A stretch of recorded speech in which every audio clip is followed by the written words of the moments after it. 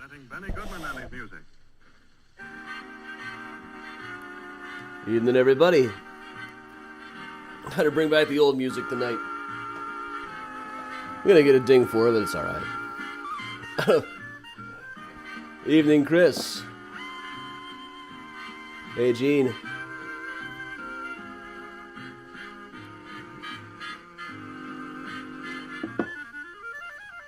Hey, Christine. Evening, David.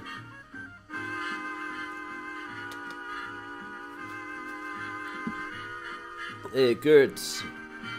Eric. Hey, Mom. Hey, Bala. Hey, Eileen. Hey, Rodney, Lorena, and Bruce, and Andrea. Hey, Bob.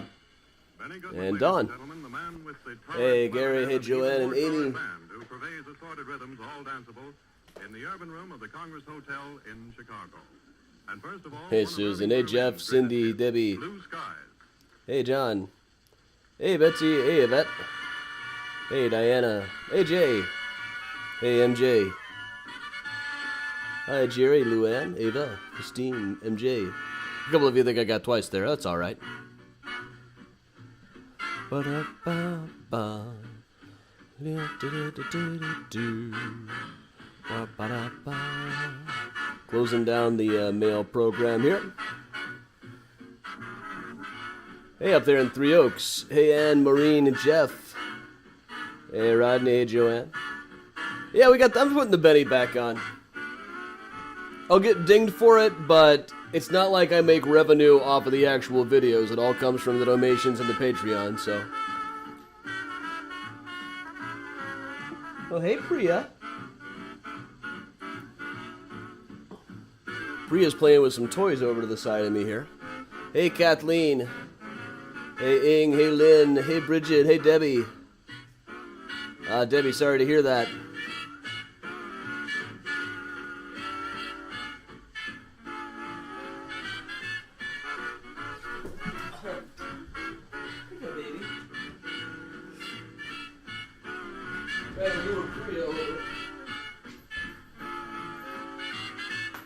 Toys will usually do it. Hey, Bobby, Marcia. Hey, Ellen, Gail, Nancy. And no, Mandy's wedding's not till after Mystericon. Hey, Nancy. Hey, Timothy. Thanks, Nancy. Yes, there is a new podcast. MysteriousChicago.com/onlyminis for only minis in the building. Hey, Patty and Laurie. Video might be a little choppy tonight. It's looking choppy on my end, just a bit. Hey, Jordana. Hey, Laurie. Hey, Gina. Priya? Priya, you want to come here? Come here. Come to Adam? That's okay. She's kind of busy playing right now. Hey, Mary Jo. Hey, Octavia, I don't know about that one. I would think I would know all the monsters in Iowa. We didn't have too many of them. Hey, Betsy. Yeah, the podcast, I think, will be a 6-episode series. It'll take me through October. Some sweet little kitten playing down here.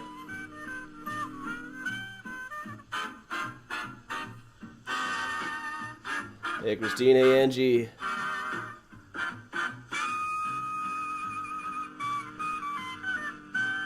Hey, Debbie. Hey, Joanne. Hey, Donna.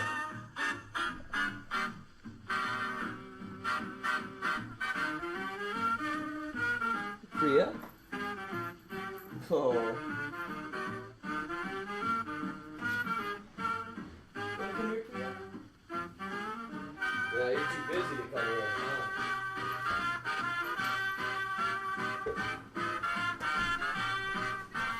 Huh? Priya's busy playing. She doesn't like to be approached much when she's busy playing. Once she tires out, she's gonna love cuddling. Hey, Grandma Belle. Hey, Susie. Hey, Dean. I may just be able to persuade her. Well, she's distracted. She and Miles both love the cat dancer. Miles is not thrilled about Not thrilled about having to share it. Well, come here, baby. Come here. Here we go. Here we go. Whoa! Oh no. She does not want to be picked up right now. Yeah, she's got cat business. That's exactly it. You can see her lurking around here some.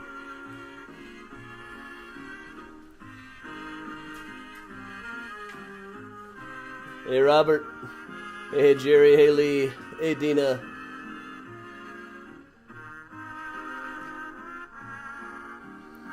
So I show off the kitten a bit. Hey, Audrey. Jerry, no, I haven't read Ghost of the Quad Cities. Hey, Christina. Hey, June. Heather, yeah, I brought back the Benny tonight. Hey, Ann, thought we'd go a little classic here. As we head towards the autumn season. No, so maybe that's why the numbers went off a cliff around spring. I think it's more because people had other stuff to do besides stay home. Oh yeah, she is a very playful kitten. Hey, Georgia. Hey, Susan, Barbara, Trish.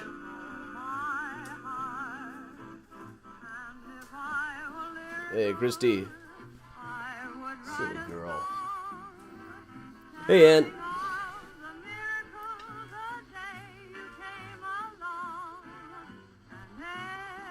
Marcia, I'm sure you will. Flies above you, I love you with all my heart.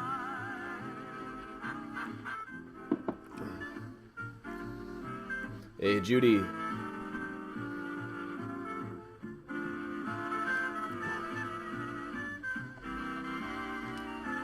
Miles is oversleeping on the bed. He's had his allergies bugging him just like his dad today. Hey, Beth. Hey, Geraldine.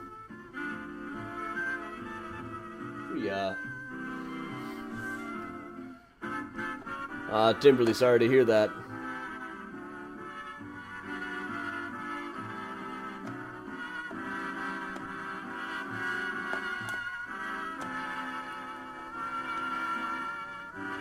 Hey, Mary over on YouTube. Hey, Susan. Goes way back and gets a lot of rhythm out of Walk, Jenny Walk. Robert, no, I don't believe I did. As long as we've been broadcasting, it's mostly been this Benny Goodman show. Until spring when I started broadcasting onto Twitch and YouTube and it started dinging me for this one. Hey, Lisa. Hey, Paula. Florosita, hi. Hey, Heather.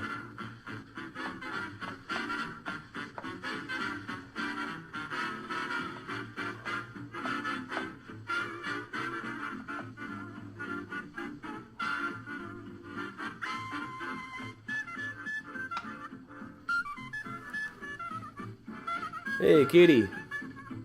Yeah, we hit the zoo for the mini tour today. It was a longer mini tour today.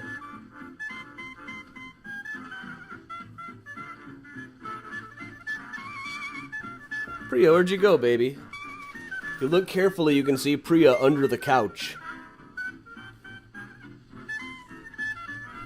Hi, thanks, Kathy. Hey, Julianne. I missed the Benny, too. I'm going to get annoyed getting copyright emails.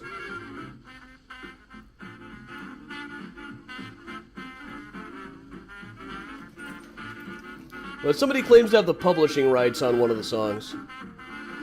Hey, Cindy.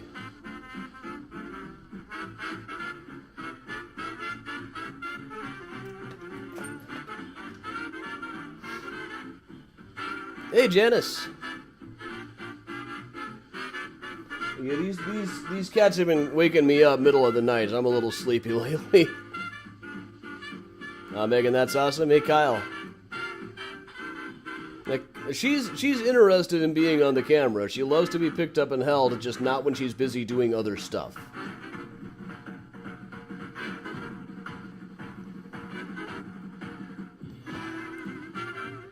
Well, tomorrow's Find a Grave Friday. I need to figure out where to go.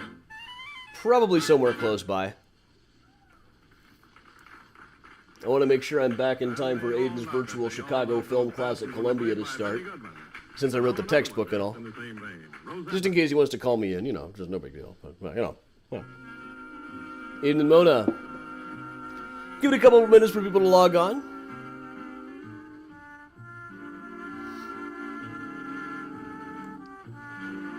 Hey, Jan. Aiden and Emily. Hey, Marley.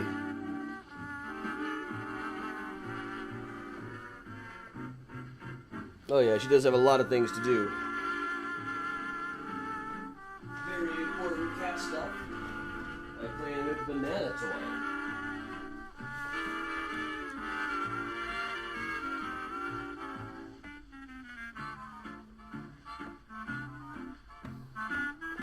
Hey, Elaine.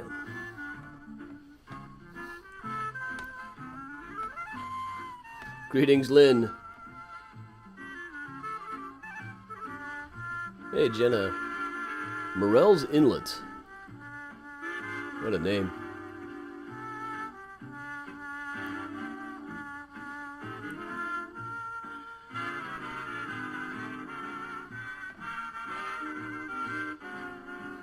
Now, see, if Aiden can work at it organically, that the guy who wrote the book is over in the next room,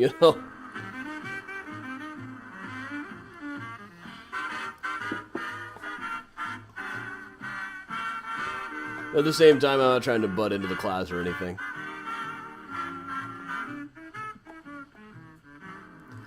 Susan, Aiden's class is on Chicago in film, I think.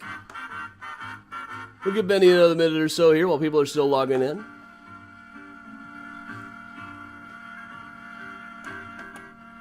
Oh, geez, I should have had this, on this whole time.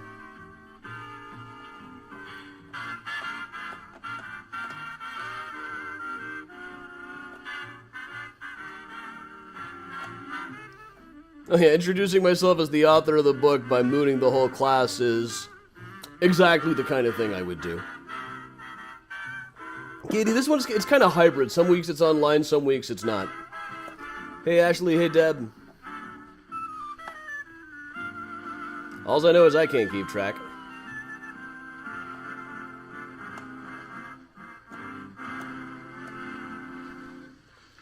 Music by Benny Goodman is All right. from the Joseph Urban Room of the Congress Hotel in Downtown Chicago. And now Benny Goodman's arrangement of the... All right, so I think that means it is time that we get started here properly. So, welcome along, everybody. Hey, Jan. Happy birthday, Jan's daughter. I'm Adam Seltzer for Mysterious Chicago Tours. I've been a tour guide and historian here in Chicago for about 15 years now. I got about a dozen Chicago history books out, including Mysterious Chicago, the book, H.H. Holmes, The True History of the White City Devil, and The Ghosts of Chicago, now a rare collector's item. But my favorite thing to do really is cemetery tours, because I can wander around them forever and never find all of the stories. I just walk around thinking, ooh, who is that? Who is that? Who is that? There's always something new to research, always something new to put together. And of course, we're going to be doing a lot of cemetery tours this October. We got, on Sundays, we've got Graceland Cemetery at 10 and 1. We've got a couple of Rose Hill Cemetery tours scheduled. Just go to MysteriousChicago.com for all of the upcoming tour dates. A couple even coming up for Mystericon, first weekend in October, which will also include a cleanup in the Jewish sections that are attached to Oakwood Cemetery. Now, Oak Woods is by some metrics the oldest private cemetery in Chicago.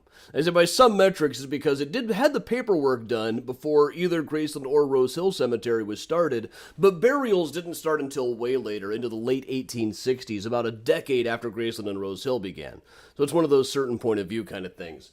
Aiden's in his room, so he can't run in and do to say the line. But I'm going to go ahead and get started here. This is down on 65th Street.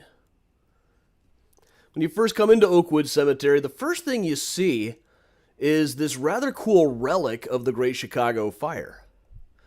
That's one thing that Oakwood is very good at, is setting up relics and certain memorials to things around the city. Like Graceland doesn't have any monuments to certain disasters or anything like that. That's more of a Rose Hill, more of an Oak Woods kind of thing. But this is a relic of the Great Chicago Fire of October of 1871, just about 150 years ago, within a month. This is probably the remains of a store after a whole building burned down. This is kind of what fire relics tend to look like right back behind the Chicago History Museum. I don't know where this is going to be now that they're redoing everything here. But there is another fire relic that just looks like this. I think it's the remains of a hardware store. We're just going to move up from there a little bit.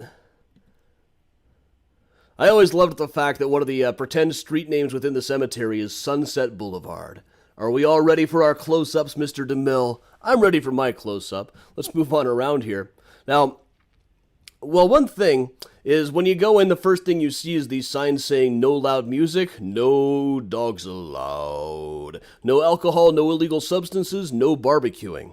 However, right up around the pond, despite the sign, they have a whole setup for barbecuing. It's the only cemetery I know of that has a setup quite like this, despite the sign. Now, the cemetery is down on the south side of Chicago. From the start, there have been more superstitions associated with it than others, and quite a number of ghost stories as well. They had a lot of stories in the old days about people would show up in the middle of the night and put shards of pottery or candles that had been lit and then snuffed out through the gates. It was part of some old superstition, but when asked about it, people couldn't even really explain it themselves. They would just say it's old-fashioned. It's an old custom that had come up with them probably from the south. One particularly interesting article from 1912, a guy was walking past Oakwood Cemetery. Somebody tried to mug him, but he thought it was a ghost and ran like hell. Sometimes superstitions really do pay off. But, so over on the other side of the plot here is the tombstone that says Tombstone on it for Elmo Williams. Now, Elmo Williams was the first black tombstone dealer in Chicago. He claimed that he could carve a headstone in 60 minutes. And the whole slogan, as you can see there, before you go, call Elmo. Now, this was all done by hand, too. It was generally said that even now doing it by hand will last longer than a lot of the more modern laser cut ones. Even the laser cut ones, you can't really be done in under 60 minutes like this. Well, let's just keep on moving along. There's a broad swath of people buried at Oakwood Cemetery. It's not one that I've researched quite as in-depth as Graceland or Rose Hill, partly just because it's a further drive away from my house. And also, being a Dignity Memorial Cemetery, it's harder to get data on who's buried there. It kind of depends on who's working in the office on a given day. But we'll move over around the pond a little bit to one of the more colorful characters in Chicago history. Largest obelisk in the cemetery, I believe. Certainly not the largest in the city. But this is Big Bill Thompson. Here's Big Bill. He was the mayor throughout the 1920s and into early 1930. Now, this is actually his father's grave over on this side. This is what his father looked like, Colonel Big Bill Thompson. One of the finest sets of facial hair Chicago ever produced. And here was his son, clean-shaven. Now, as mayor, he had the tools for greatness. Early in his career, he was a little more concerned with things like civil rights than a lot of other mayors of the era, but then he kind of went off the deep end. Towards the end of the 1920s, he was doing a whole lot of work with basically he was acting as a demagogue. When he was running for re-election again, his big thing became being anti-British. He started burning textbooks publicly that he thought were too pro-British. He loudly claimed that if he ever met the King of England, he would punch him in the snoot. This was supposed to get him in good with the Irish vote in Chicago. It didn't end up working as well as he hoped it would. But he was always pulling stunts. Like one night he announced he was going to have a debate with with the other mayoral candidates, but instead of them showing up, he just had rat cages with their names labeled on it. When he was finally voted out of office in the early 1930s, after years of buddying up with the gangsters, looking the other way, not really bothering with the fact that all the cops were on the take, or quite a lot of them anyway, the Chicago Tribune published this farewell to him. William Hale Thompson was defeated Tuesday after a campaign in which he alone made disgraceful. The election was an ejection, a dirty job, but Chicago has washed itself and put on clean clothes. It is unpleasant business to eject a skunk, but someone had to do it. For Chicago, Thompson meant filth, corruption, obscenity, idiocy, and bankruptcy. He has given the city an international reputation for moronic buffoonery, barbaric crime, triumphant hoodlumism, unchecked graft, and a dejected citizenship. He nearly ruined the property and completely destroyed the pride of the city. He made Chicago a byword for the collapse of American civilization. In his attempts to continue this, he excelled himself as a liar and defamer of character. He's out. Can never get enough of reading that one out loud. We also had a mayor who's a little better regarded, just a little ways up.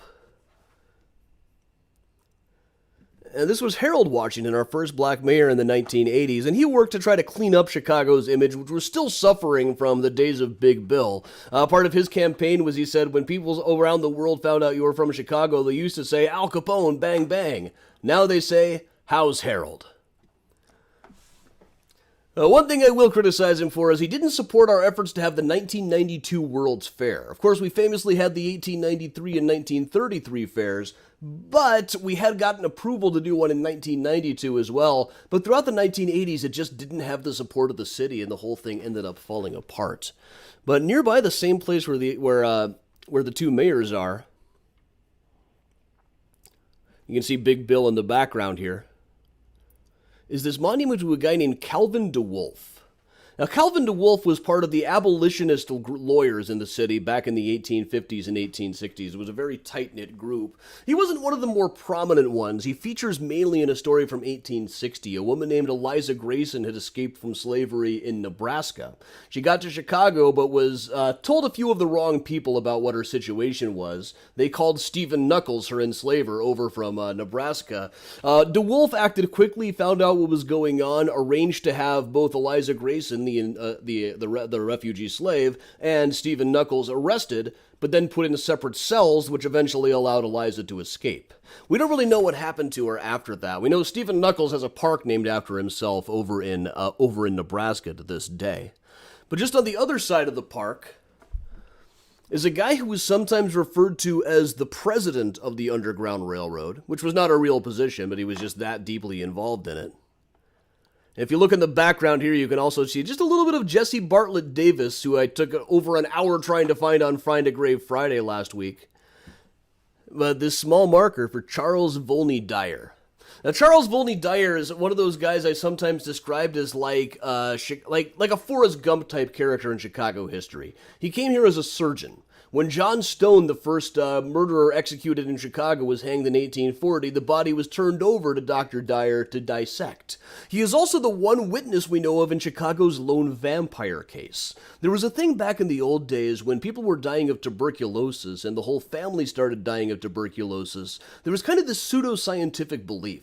And the way they described it, it never even sounds like superstition so much as just a pseudoscience. They thought there was some logic behind this, that the first person who died might be sucking the life out of everybody else from beyond the grave.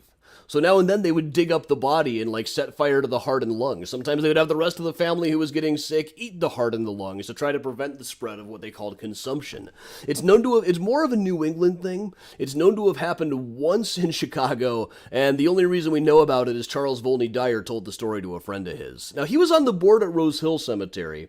It probably happened in the old city cemetery in Lincoln Park, but he didn't give too many specifics about it. It's still one of our big unsolved mysteries is where was the Chicago vampire story? Probably City Cemetery.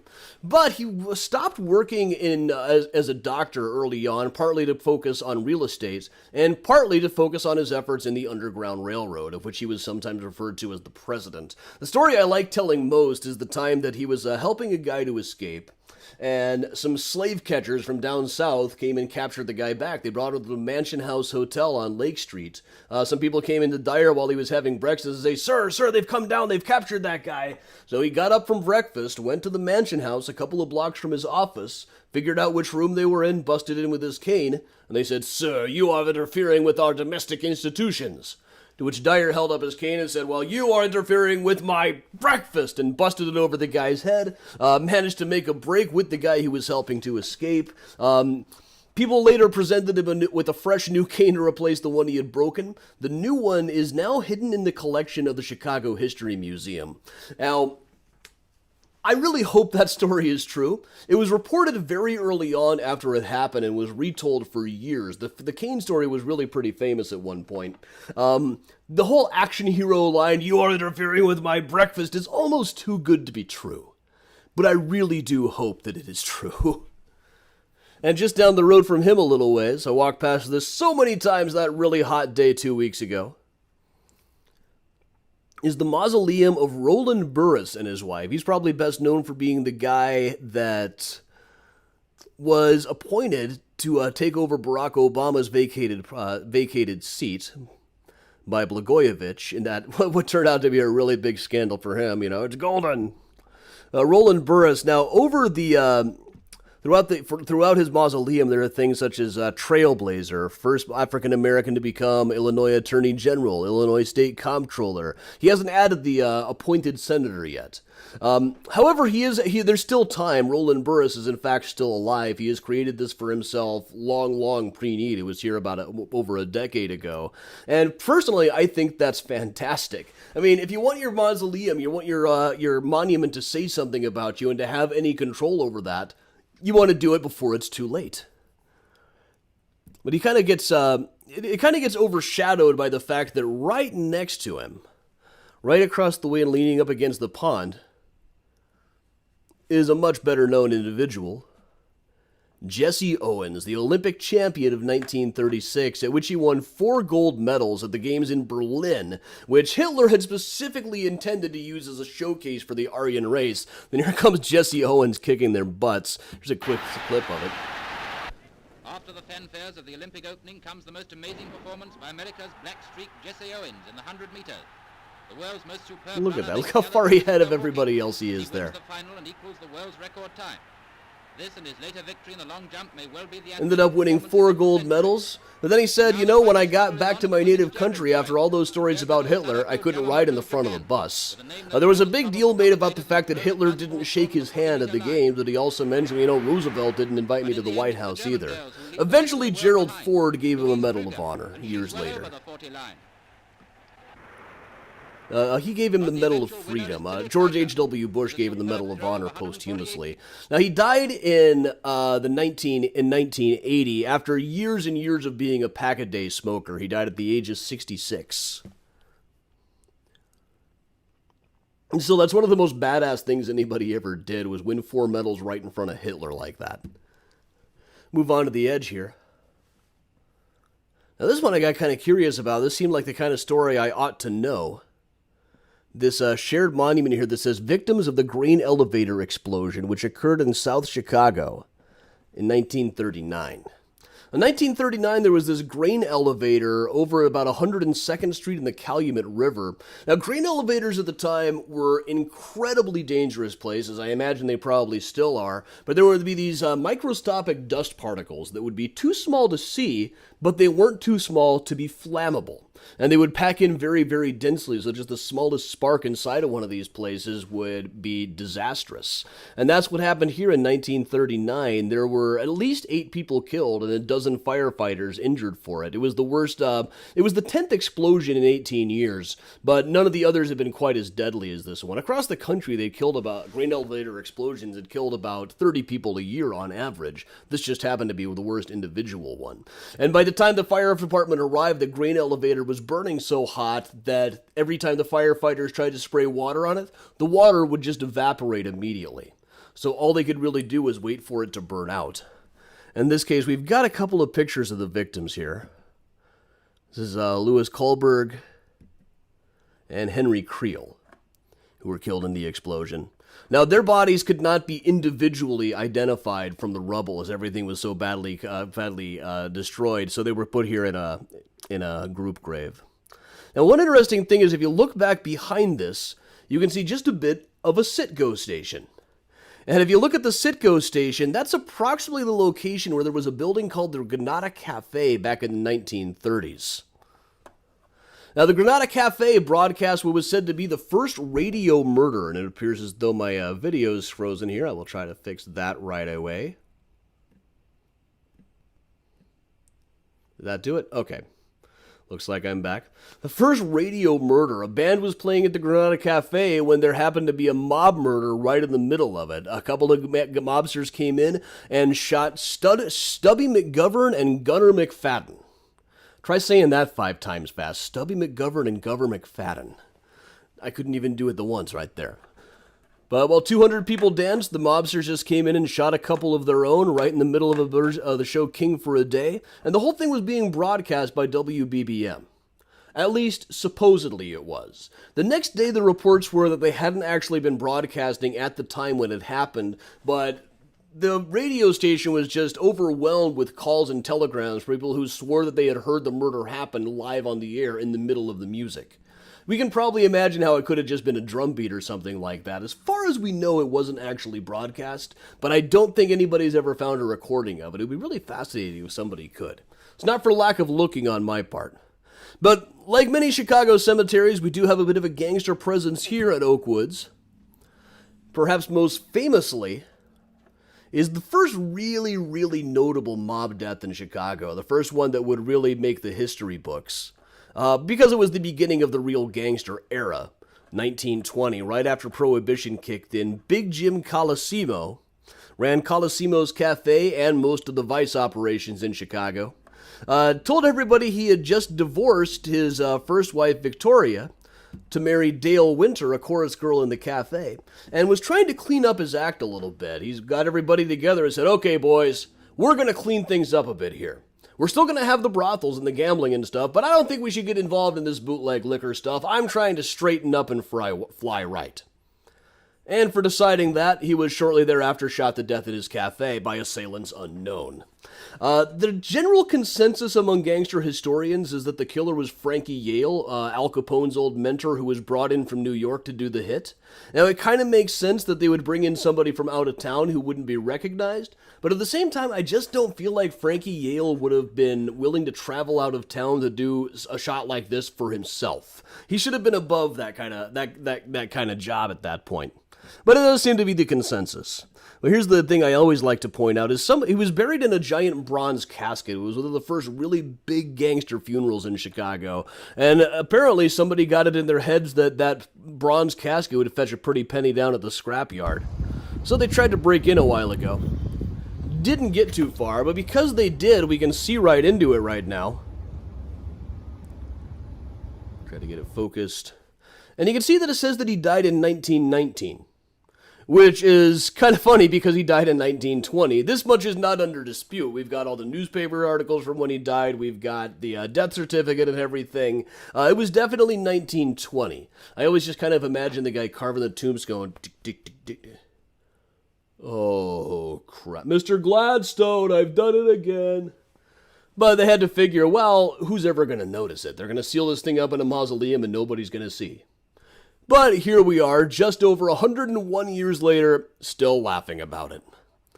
Among some others here. So after that, John Torrio took over. When Torrio got shot, he turned everything over to his young apprentice, Al Capone. Al Capone, of course, needed a bookkeeper.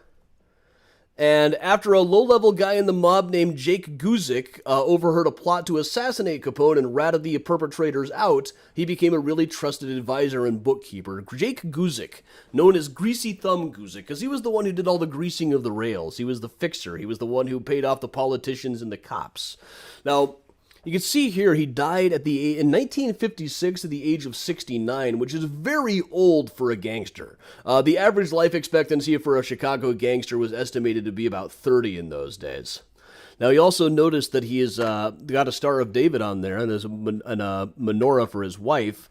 Now, he was Jewish. We tend to think of the North Side gang as the Italians and the South as the Irish, and the South Side as the Italians. It wasn't really that simple. There were Italians and Irishmen and people of all other nationalities, or many other nationalities, in both of those gangs, plus Jewish people in both of them as well. But this isn't really the more notably Jewish section of the cemetery. Down just south of the main Oak Woods, there's a small cemetery section that was run by 3 synagogues that have long since moved away. We'll go down to that over here. This isn't technically controlled by Dignity Memorial, so as such, they haven't really done that great at keeping it clean. But this is where we're going to be doing a cleanup on October 3rd. Sunday, October 3rd is part of Mystericon. Big rule is do not touch the stones. That's not really safe. But we're going to go out there with some gardening tool and some weed whackers. We've got permission from the cemetery and all 3 synagogues. One of the synagogues in 2019 said no current members had a family here. There hasn't been any burials from their synagogue in 50 or 60 years. And one rabbi said, we feel that we have an obligation to keep this clean, but we also have a leaking roof and somebody recently tried to firebomb us. So though we feel a responsibility, we have to prioritize the needs of the living. Now, that's perfectly fair. So we're going to try and help a little bit. over at the edge, probably the most notable monument in there is Selig Morris, who was a metal and iron dealer. I guess that's really kind of the same thing. I just kind of noticed on the right there, Pitt Seal. So similar to Peitzel, the H.H. Holmes victim, which ties right into the next thing. Right across from this section, one of the more lurid sections, when people tell the story of H.H. Holmes, the Devil in the White City guy, they're always saying that when he first moved to town, when Holmes first moved to town, he took over the pharmacy from old man Dr. Holton, who was slowly dying of cancer while his poor hapless wife tried to operate the place by herself.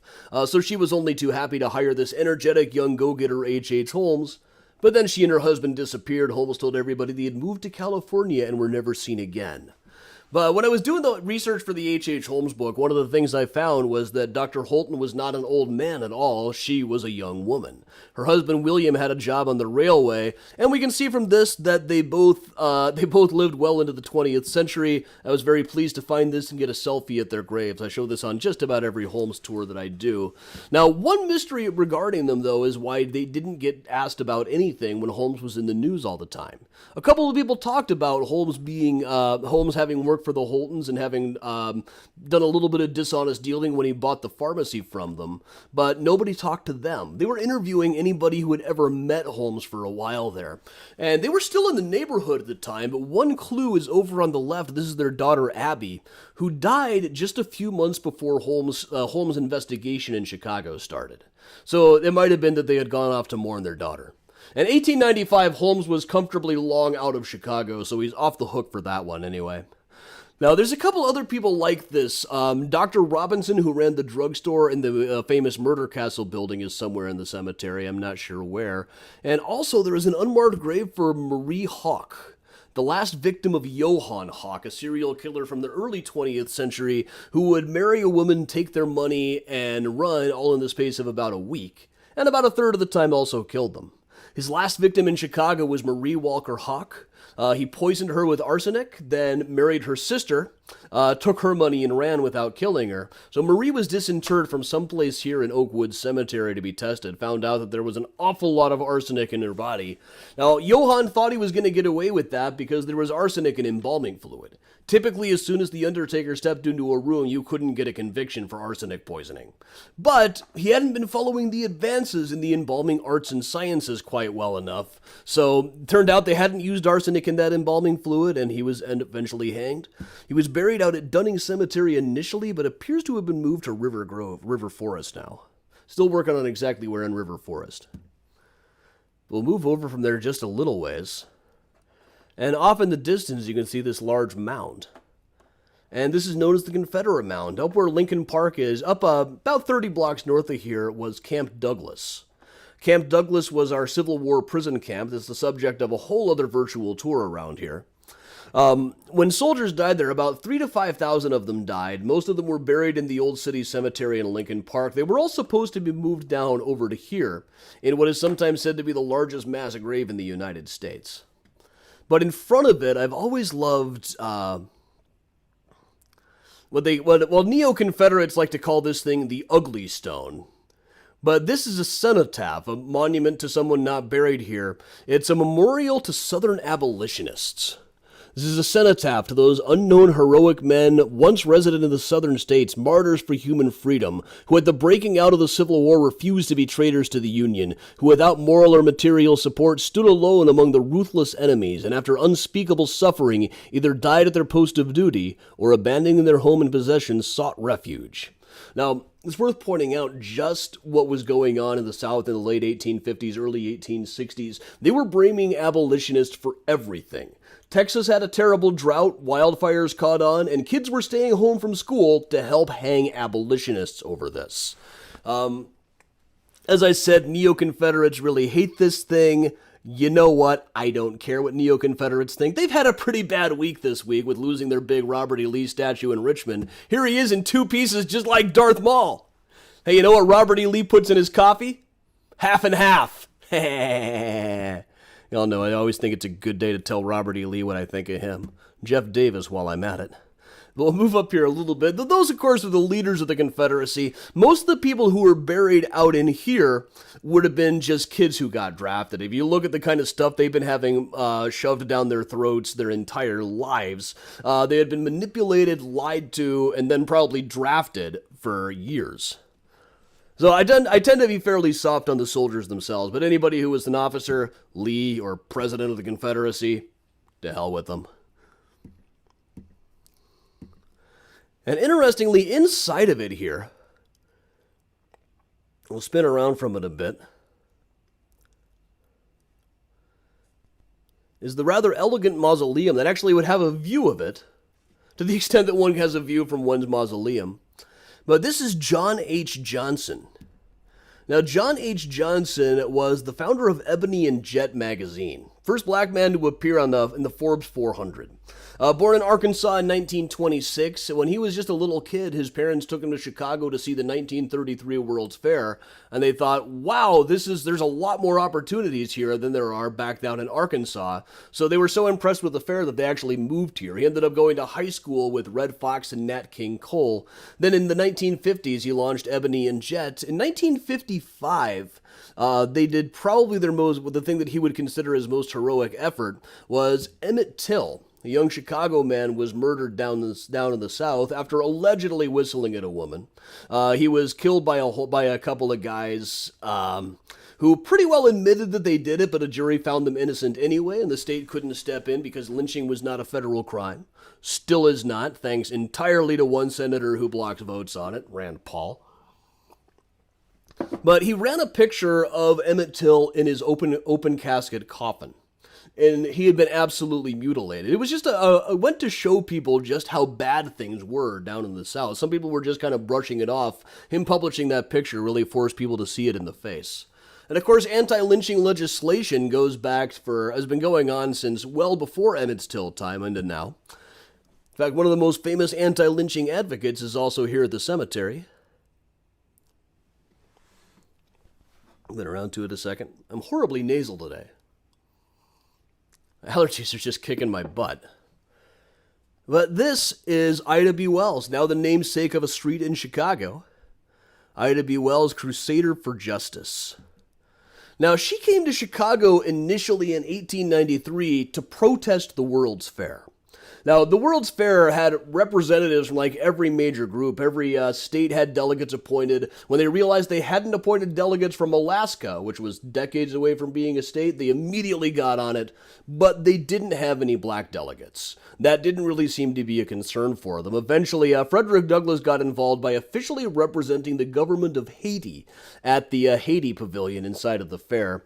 Eventually, the fair tried to make things right later on by having a celebration for Negro Day with free watermelon, which Ida B. Wells was not wild about it. Douglas decided it was best to just take advantage of it and use it as publicity for their activism.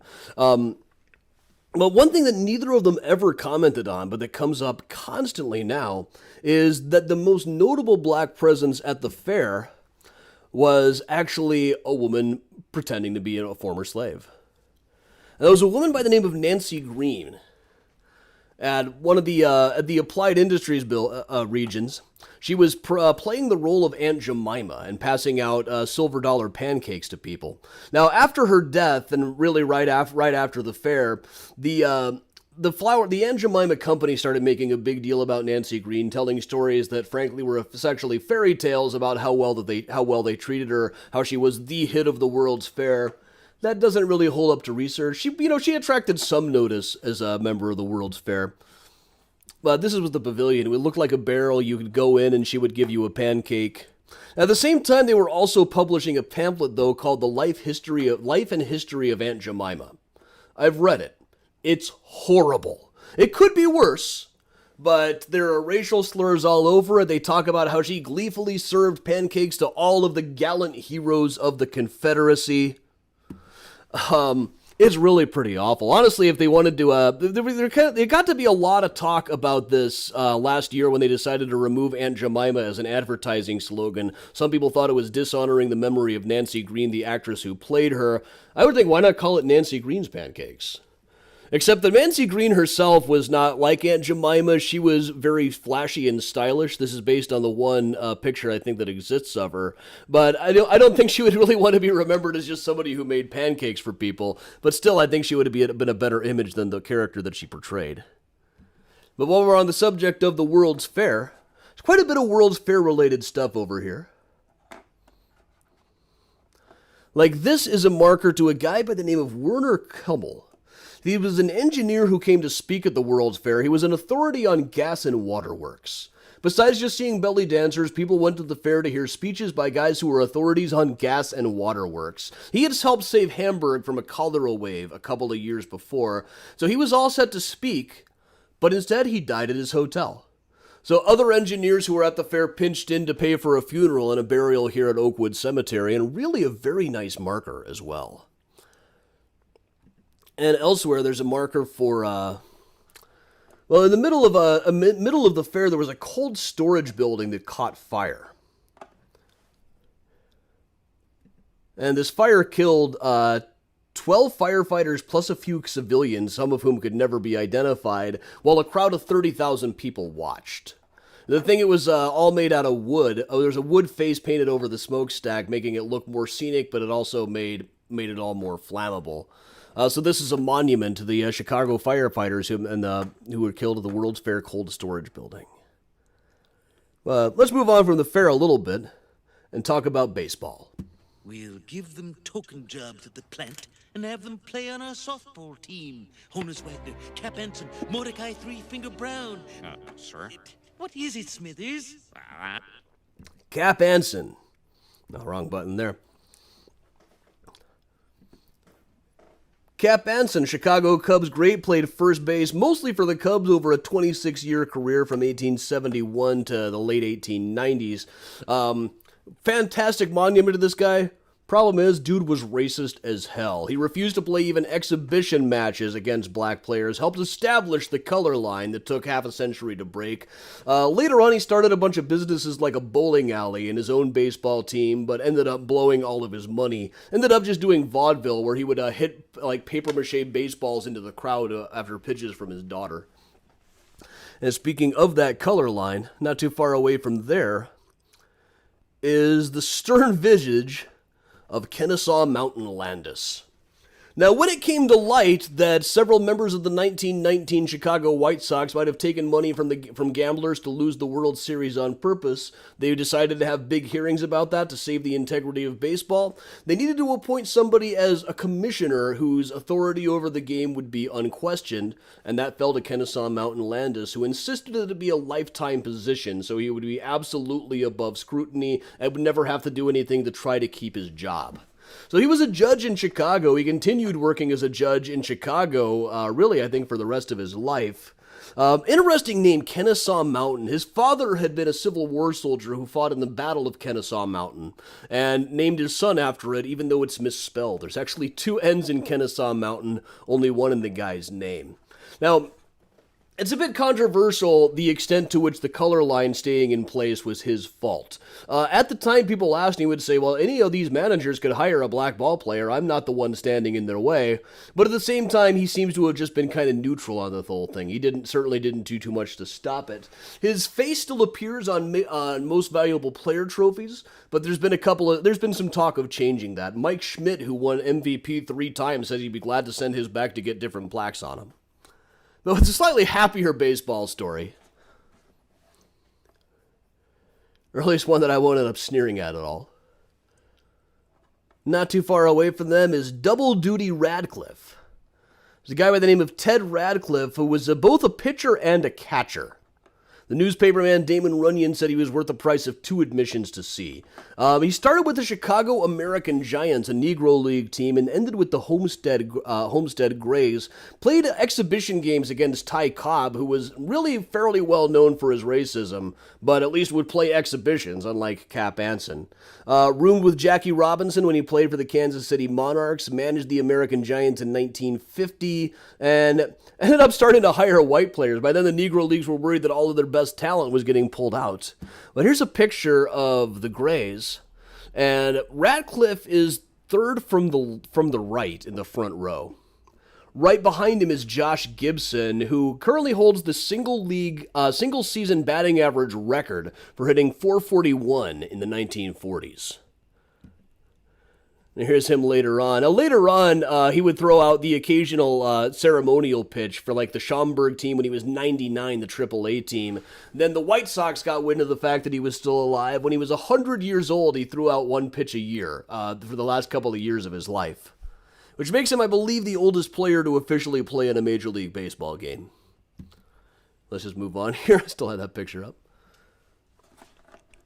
Now, one thing I'd like to research more is the Civil War section over here. I don't know any individual names of people who are here, and the markers are probably due for a spruce up.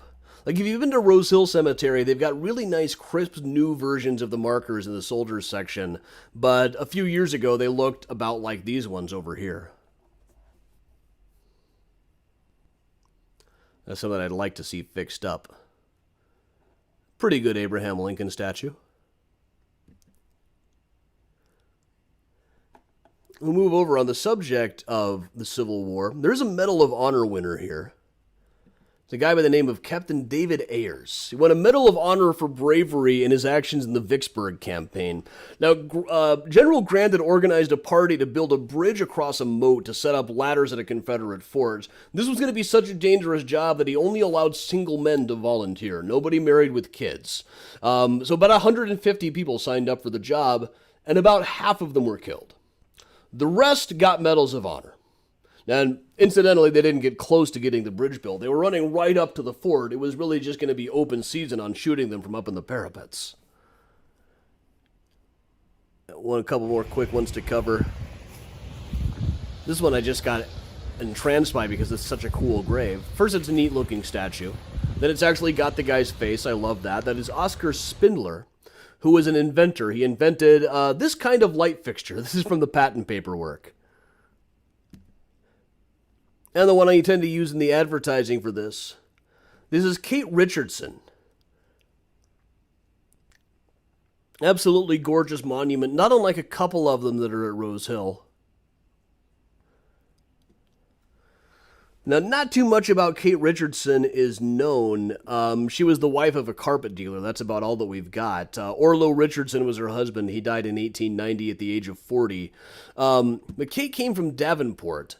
So this is a thing from the Davenport paper when she got engaged. Like sensible people determined on future happiness, our young friend O.W. Richardson and the accomplished Miss Kate Tiffany sought the service of the Reverend Mr. Lamb yesterday afternoon and were married. It is a noble example and worthy of emulation. We congratulate them. May their wedding tour be delightful and the long and rugged pathway of life be strewn with flowers of unfading love, garlands of happiness, and satisfactory packages of greenbacks. Old-time papers are a riot, man. But all right, everybody. So, quick plug for some of the upcoming events. Saturday night, there's still just a couple of tickets left for Architecture of Mysterious Chicago. That is a walking tour down in the Loop. It's a combination of an architecture tour and a true crime tour. All of the October stuff is now up at MysteriousChicago.com, except for the ones that you can only see through Mystericon for that first weekend. The only event for that you can get anywhere else is the 9:30 boat tour, which is going fast, but still available. If you want to see more about the October stuff, especially for Mystericon, go to the Mysterious Chicago Regulars Facebook group, Mysterious Chicago Regulars and Miles Fan Club. Next virtual tour is going to be Sunday morning, and that's going to be a Riverwalk tour. If you guys have been here for the longest time since we started, you might remember that a couple of the earliest full-length tours, I was just out there with my camera pointing at stuff. Basically a longer version of the morning mini tours. I decided I would bring that back this weekend, so we're going to do that on Sunday. We're going to go down to the Riverwalk. We're doing the boat tour October 1st, but this will be a little bit different. It'll be a different order for one thing, and it'll be during the day. So whole different stuff. Also, we'll be able to zoom in on a couple of details that we can't really see from the boat. Now, should you need a Mysterious Chicago t-shirt, sweatshirt, hoodie, coffee mug, etc. in time for the con or in time for October, go to cafepress.com/MysteriousChicago. They can hook you right up, including the Mystericon shirt itself. Mystericon is coming right up. It's only a few weeks away. I can't believe it's only a few weeks away. Once again, Mysterious Chicago regulars and Miles Fan Club has all of the links to stuff like that. There's going to be a whole bunch of different walking tours over the course of that weekend. I think the only one that is sold out is one of the ghost tours, so there's plenty of tickets left to go around for that one. And while I'm on the subject of new stuff, I will point out there's a new podcast, Only Minis in the Building, a true crime podcast about people named Minnie. First episode is now up on Apple Podcast, or go to mysteriouschicago.com/onlyminis. This is going to be a weekly series. I'll pick a different Minnie every week. This first episode is about Minnie Churgwin, whose death rocked a mining town in New Jersey in 1882. And just for good measure, here's a beautiful shot of the cat sharing a pillow. And all right, with that, I'm going to put the Benny Goodman back on. I'm glad to bring back the Benny Goodman tonight. Kind of decided at the last second I would do that. And we will just hang out like we always do. So thanks for joining me, everybody. I'm Adam Seltzer from Mysterious Chicago Tours. Oh yeah, if you're on the Patreon, you also get the script of each episode of Only Minis in the Building and like 10 articles from the research, in addition to the regular deep research tier posts and everything. So it's going to be even more stuff on the Patreon. There's a lot of stuff on that Patreon. I got to put up the. In my haste to make sure I had all those pictures of Robert E. Lee getting cut in half like Darth Maul, I fully forgot to put up the thanks part. So there we go.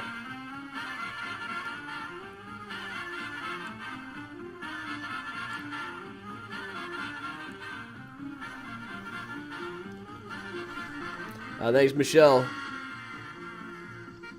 Next Tiki tour, I don't know. We usually do those in the summer. Eli just got accepted. My brother just got accepted to some big tiki club in LA, though. But we do have 2 time travel pub crawls scheduled. End of this month, we're going to do time travel brunch crawl one Sunday. And, of course, Halloween, we got to do another one. So last Thursday of the month, we'll have another time travel pub crawl in October. Thanks, Jordana.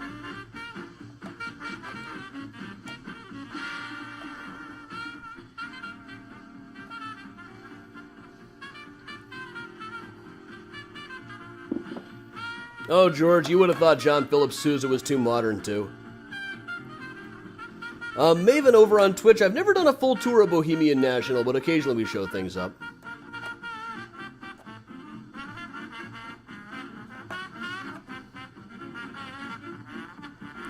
There's some great videos of them removing that statue. The guy in the scissor lift is up there conducting the crowd while they sing na na na na, hey hey hey, goodbye.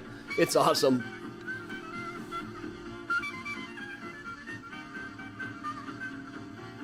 Patty, I don't think it's so much that kind of club as like a secret society of tiki buffs. Thanks, Debbie. Thanks, Susan.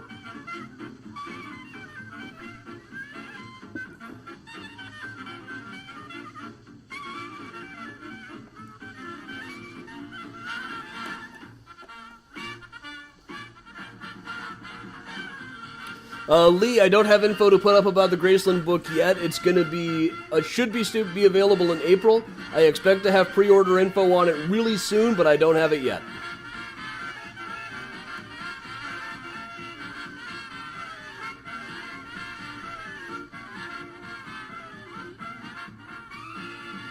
Bob, I won't be doing a cemetery tour on Halloween night. Halloween day I will.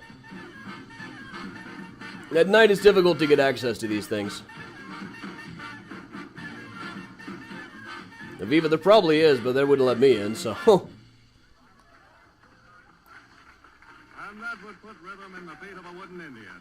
That was the bugle call rang, Benny Goodman's own arrangement. Now, the popular tune, Thanks a Million. Whoa, people are pre-ordering the Graceland book? I did not know you could do this yet. I'm always the last to know.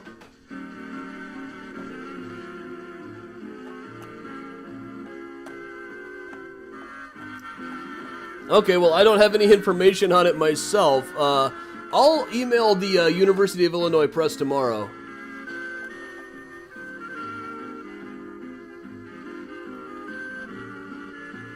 Carol, that's all right. Missions of mercy are important.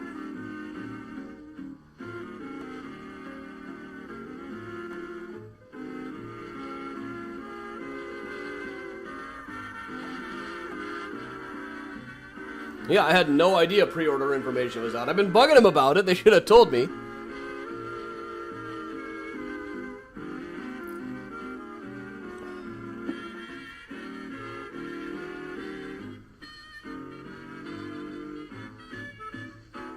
Believe me, I would have told you guys if I knew that.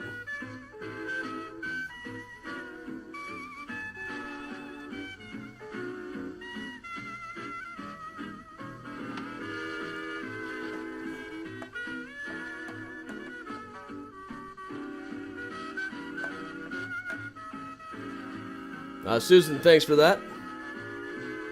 I'm just going to copy that link.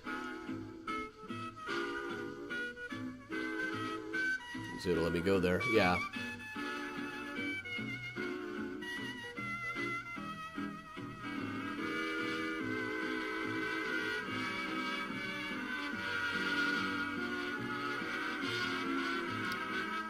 Oh, yeah, it looks like it's up. Huh. Well, I learned something new about my own work every day. And here's Helen Ward to tell you all about it. Truckin'.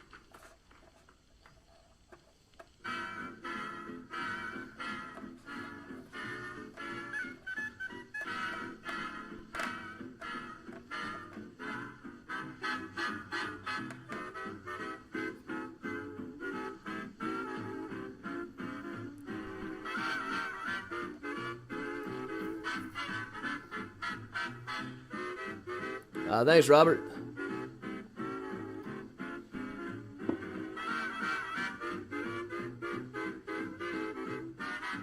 Thanks, Ava. Let me go see if I can find one of the cats. Miles has got to make an appearance. You can see Priya on her pillow back over here while I go get Miles.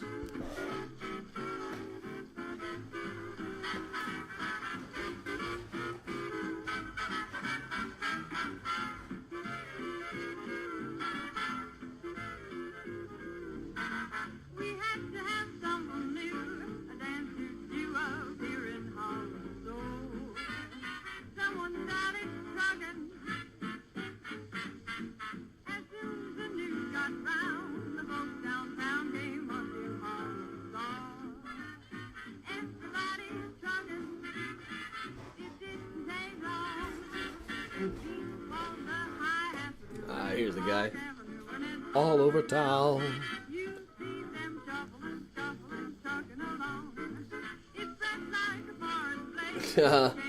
Miles, maybe if you wake up, if you guys can sleep later and not wake me up at 2 in the morning. Again. Audrey, I think it's just going to be paperback. It's academic press. If it was hardcover, it would probably be like $75.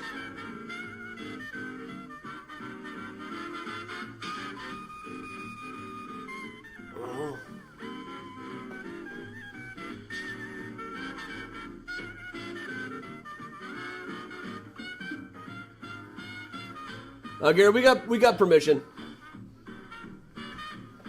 We got all of the necessary stuff is covered.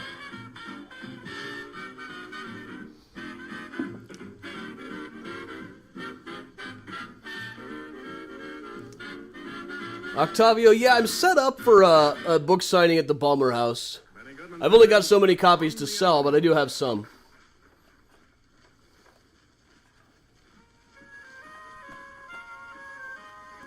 Lisa, Priya is 5 months. Melissa, yes, they are running all over the place at 2 a.m.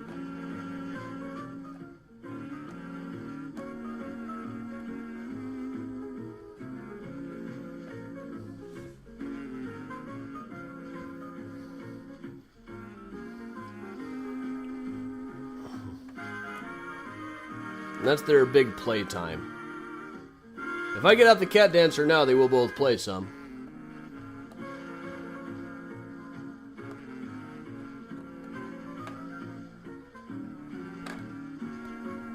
Yeah, I should probably sell some books at the con. Now that I think of it, because I was planning, I bought a couple of cases of them to use as raffle prizes, but we all saw what happened there. I really only got probably the Holmes book and Mysterious Chicago. Karen, I hope Ronnie can make it out. Ronnie's got a lot of deadlines going right now.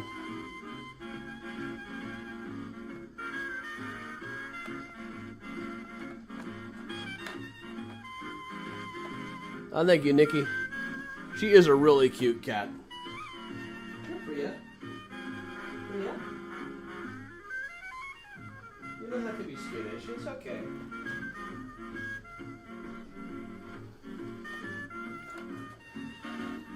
Thanks, Jenny.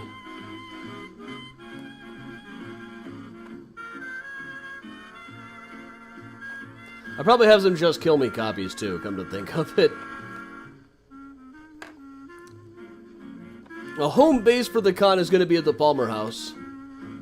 But really, it's just going to be a whole series of events. We do have a meeting room at the Palmer House.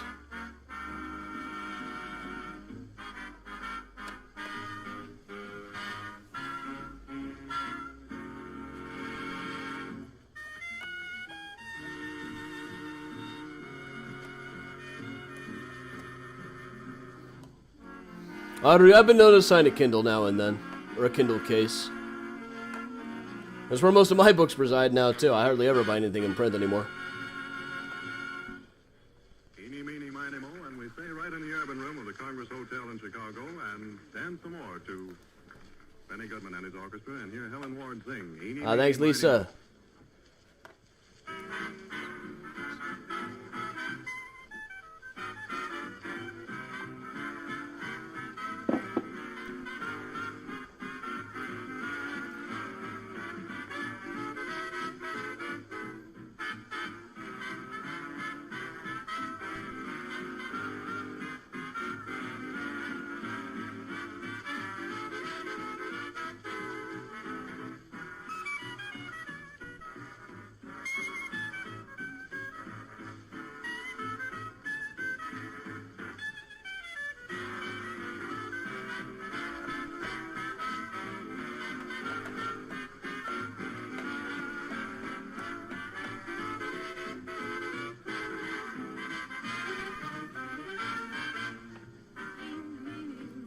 mo.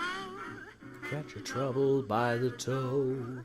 If he hollers, let it go, let it fly away. Dana, yeah, I'm hoping to get the whiskey and the cookie people out there, at least for the boat tours.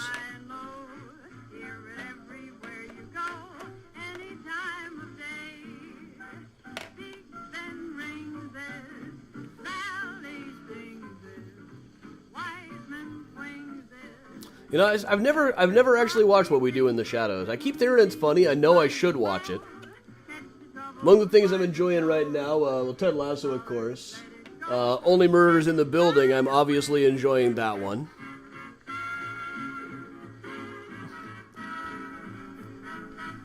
Oh, and Reservation Dogs on Hulu is just absolutely magnificent. Audrey, yeah, I think I have a couple of those.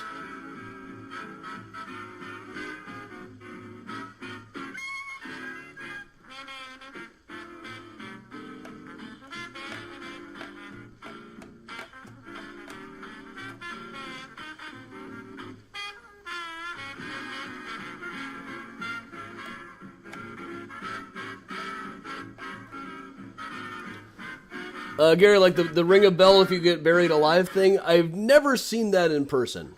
And we'll let the title speak for I think it was a lot more common in the world of fascinating facts than it was in real life. Certainly, there's no record of anybody being saved like that. A certain point of view. From a certain point of view.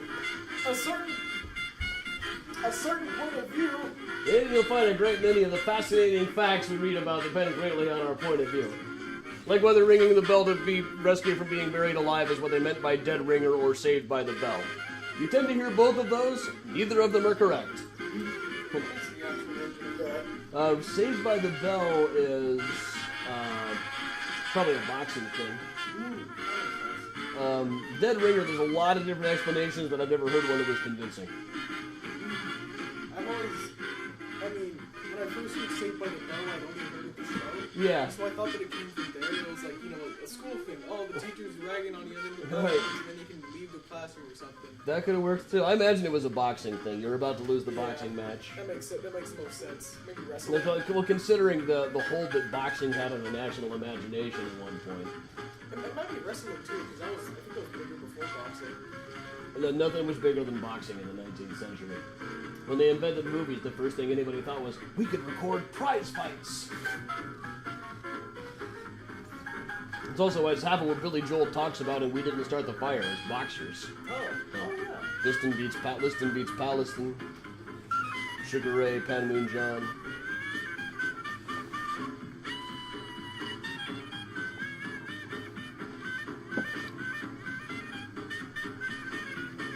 Dana, I'm hoping that'll work.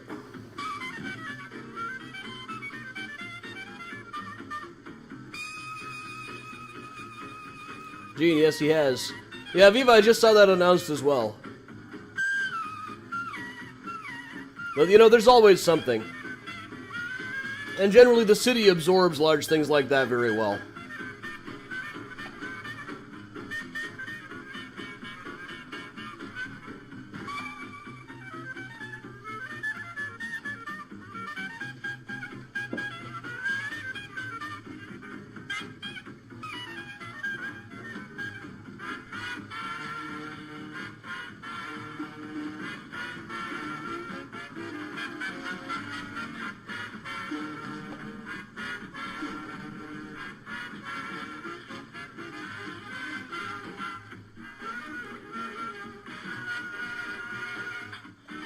Priya.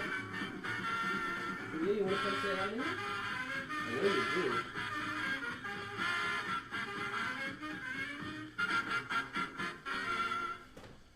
He's back on her pillow. And here's a short encore portion of Benny Goodman's forthright invitation at the beginning of his program. Let's dance.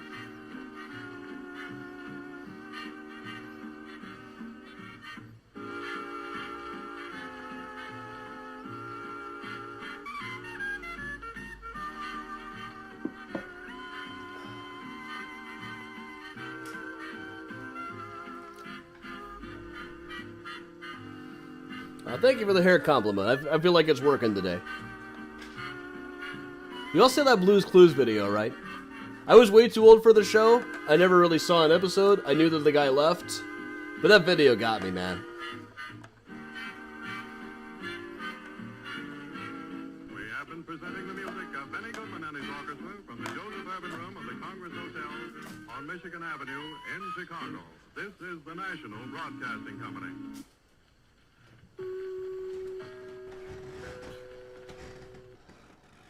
Here, Priya. Here. You want to come play? Alright, well, Benny Goodman is wrapping up. I gotta go figure out who the heck I'm going to talk about for Find a Grave Friday tomorrow. So, I feel like it is time that I went ahead and plugged the upcoming tours one more time. Still a few tickets left for Architecture of Mysterious Chicago on Saturday. Also a number left for October 1st, 9:30 p.m., the Late Boat Tour. But lots of great stuff coming up here. Might not do more in-person tours for the rest of September, as I got so many coming up in October. I'm just kind of filling the thing with virtual tours. Haven't decided quite yet. We're still taking things about a week at a time. Next virtual tour is going to be Sunday morning. I'll be out walking around giving a Riverwalk tour, just like we did back in the old days. But everybody, thanks a lot for joining me today. Eventually, Priya will get a little more willing to come up and show herself more. But right now, they're both kind of eager for a session with the cat dancer toy, so I'd better take off. So thanks a lot for joining me, everybody. I'll see you tomorrow morning for Find a Grave Friday. Till then, I'm Adam Seltzer of Mysterious Chicago Tour, saying, as always, stay safe, stay strong, and of course, if you can, stay spooky, everybody. Have a great